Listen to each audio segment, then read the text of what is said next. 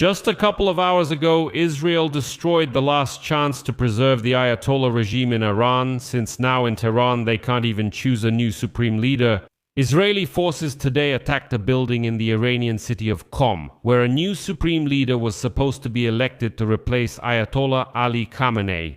At the moment of the strike, there were 88 theologians present who had just voted for the new leader of Iran, and the vote counting was underway. But Israel's strike disrupted all the plans. At the same time, the Financial Times today reveals all the details about how Israel managed to eliminate Ayatollah Ali Khamenei in the first hours of the operation against Iran. And when it is said that the preparations took several months, that's actually an understatement, because the preparations didn't take a short time, it was several years. My name is Aleksei Pichi. Let's discuss this topic together. But before we start, I ask you to subscribe to this channel, give it a like, and leave any comment under this episode. This really helps a lot in promoting the content on YouTube, and I will be very grateful to you for that. Also, subscribe to my Telegram channel Pichi News. The link to it is in the description of this video. There we publish breaking news as soon as it comes in. So, today, Israeli forces attacked a building in the Iranian city of Qom, where a new supreme leader of the country was supposed to be chosen to replace Ayatollah Ali Khamenei. According to Israeli sources, the target was the Assembly of Experts building in the city of Qom in the central western part of Iran.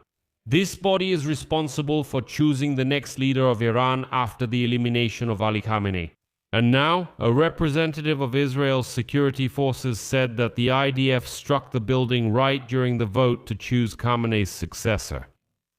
And now, a representative of Israel's security forces said that the IDF struck the building right during the vote to choose Khamenei's successor.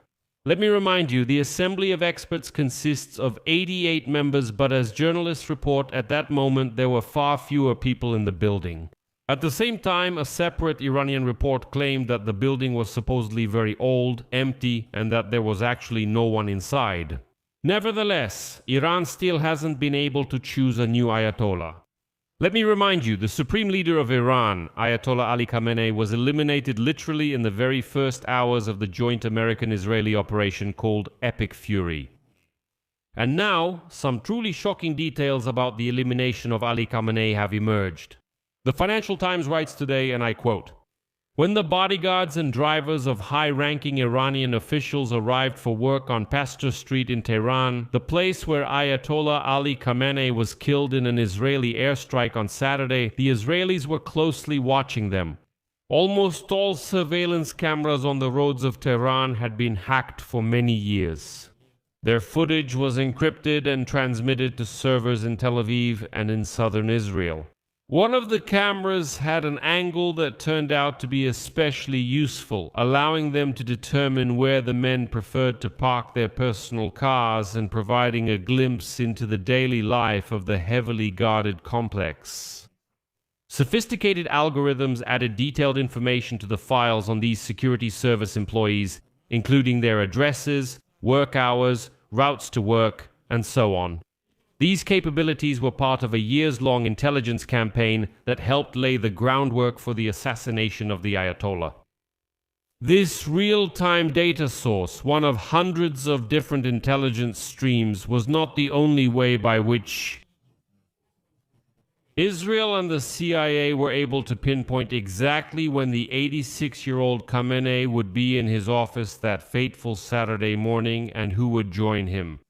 Just before the attack, Israel managed to disable the systems. They set up about a dozen cell towers near Pasteur Street, creating the appearance of busy phone lines during incoming calls and thus preventing the security of Ayatollah Ali Khamenei from receiving possible warnings. So even if someone found out that something was being prepared in the last minutes before the attack, it seemed like there was mobile service on the phone, but it was always busy. And according to Financial Times sources, Israel used a mathematical method to process billions of data points in order to identify unexpected decision-making centers and determine new targets for surveillance and elimination. And it's important to note here that Israel's superiority in intelligence was fully demonstrated during the 12-day war in June last year, when more than a dozen Iranian nuclear scientists and high-ranking military officials were killed within a matter of minutes.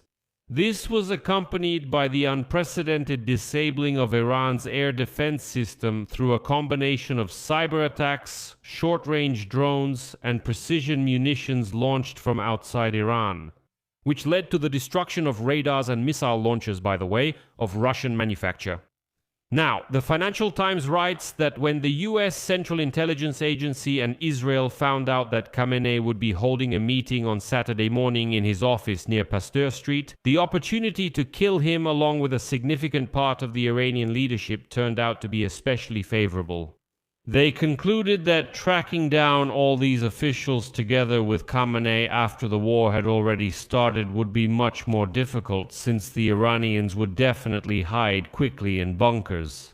In addition, it is reported that the attack on Iran had been planned for several months.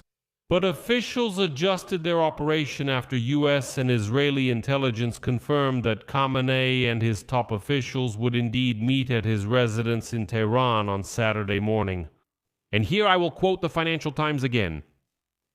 Tracking individual targets used to be a labor-intensive job that required visual confirmation and analysis of false alarms, but thanks to a large-scale data collection system based on algorithms, this task has been automated in recent years. But for such an important target as Khamenei, failure was unacceptable. The Israeli military doctrine requires that two independent senior officers, working separately from each other, confirm with a high degree of certainty that the target is in the location to be attacked, and who is accompanying them. In this case, Israeli intelligence had information obtained through electronic intelligence means, such as data from hacked surveillance cameras and devices that had deeply penetrated mobile networks. But the Americans had something even more specific, a human source on the ground. Right before the attack, there was a cyber attack that disrupted, weakened, and blinded people's capabilities. But they admit it. There were projects, municipal government groups that were required to consider but not necessarily adopt effective products of their choice.